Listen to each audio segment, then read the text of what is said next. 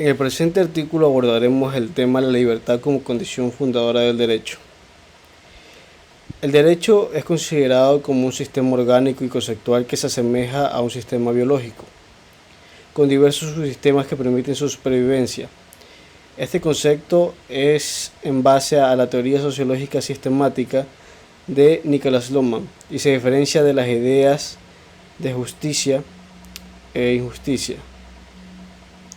Tanto con el código dual, como es mayormente conocido, indeterminado y subjetivo, que actúa como elemento cohesionador y guardián de la estabilidad del sistema.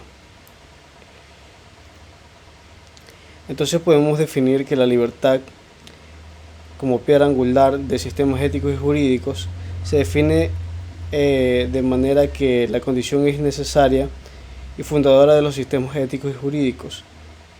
Uno de los autores más conocidos que propaga este concepto es Tomás de Aquino, que establece el fundamento de la propia naturaleza humana en la libertad de elección, que permite concebir el sistema religioso de castigos y recompensas. Este concepto también es defendido por varios autores, como Christian Thomasius y por Immanuel Kant, en su crítica de la razón práctica. La aporia fundamental entre libertad y sistemas jurídicos.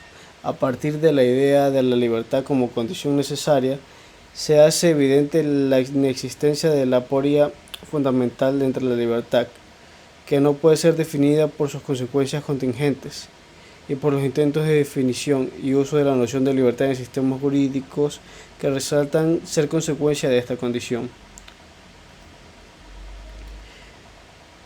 De esto podemos ver reflejado que se desencadenan en los derechos humanos y estados de sitios.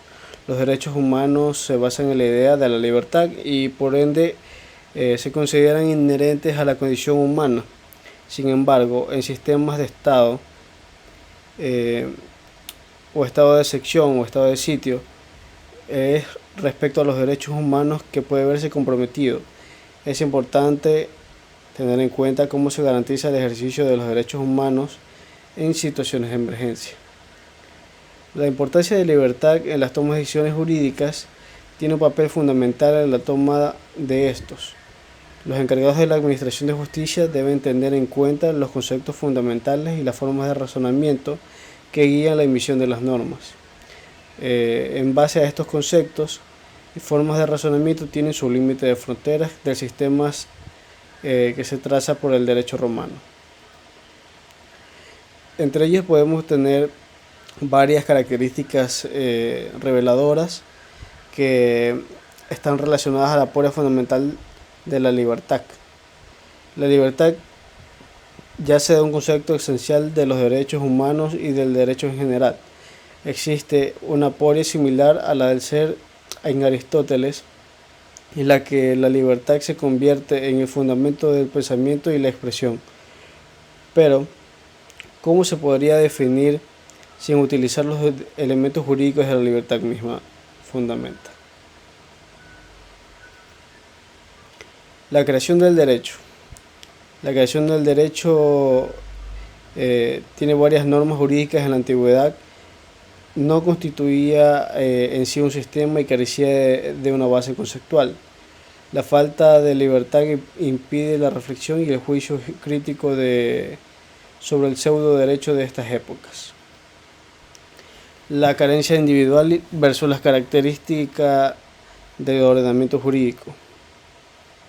Como ejemplo podemos ver que la ausencia de la cultura jurídica fue una carencia individual del ciudadano y no una característica del ordenamiento jurídico. Y como la libertad puede ser como axioma inicial para la construcción del edificio del razonamiento jurídico, también podemos tener en cuenta que la libertad determina la voluntad a la que se refiere el escritor Kant. Es diferente de las libertades subordinadas que se encuentran en los ordenamientos jurídicos. De esto se derivan las libertades subordinadas y podemos ver sus relaciones de acuerdo a estos. Las libertades subordinadas son definidas dentro de los sistemas jurídicos. Los ejemplos de libertades subordinadas son la libertad de tránsito y la libertad de la religión, por decirlo así. Este valor humano tiene relaciones a distintas ramas de la sociedad, tales como la ética, la moral, la ley, el derecho, la educación y entre otras. Pero ¿por qué decimos que la libertad es necesaria? La libertad es necesaria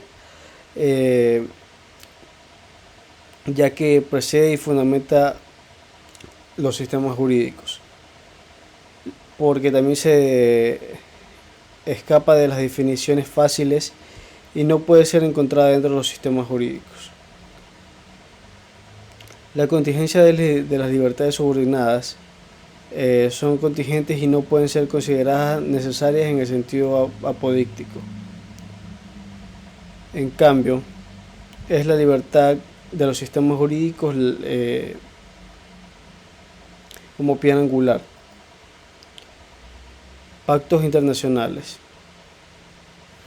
El Pacto de San José y el Pacto Internacional de los Derechos Civiles y Políticos ilustran la importancia de las libertades subordinadas en los sistemas jurídicos. Pero estos pactos básicamente no tratan la libertad necesaria que fundamenta los sistemas jurídicos.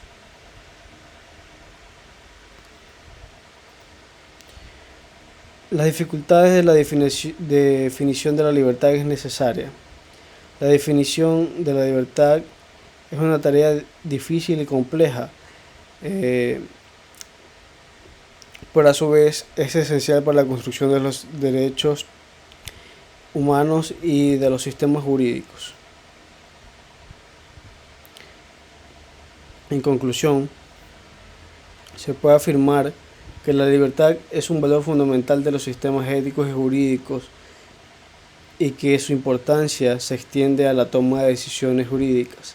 Sin embargo, es importante tener en cuenta la apoyo fundamental entre la libertad y sistemas jurídicos, y cómo ésta puede afectar la garantía de los derechos humanos en situaciones de emergencia. Además, la presentación muestra la relevancia de la teoría psicológica sistemática de Niklas Luhmann para entender el derecho como un sistema orgánico y conceptual. A su vez, la apoyo fundamental de la libertad plantea desafíos para la definición del derecho y los derechos humanos. La libertad como significado y con base en que es la piedra angular de los sistemas jurídicos y es esencial para la reflexión y el juicio crítico sobre el derecho y los derechos humanos.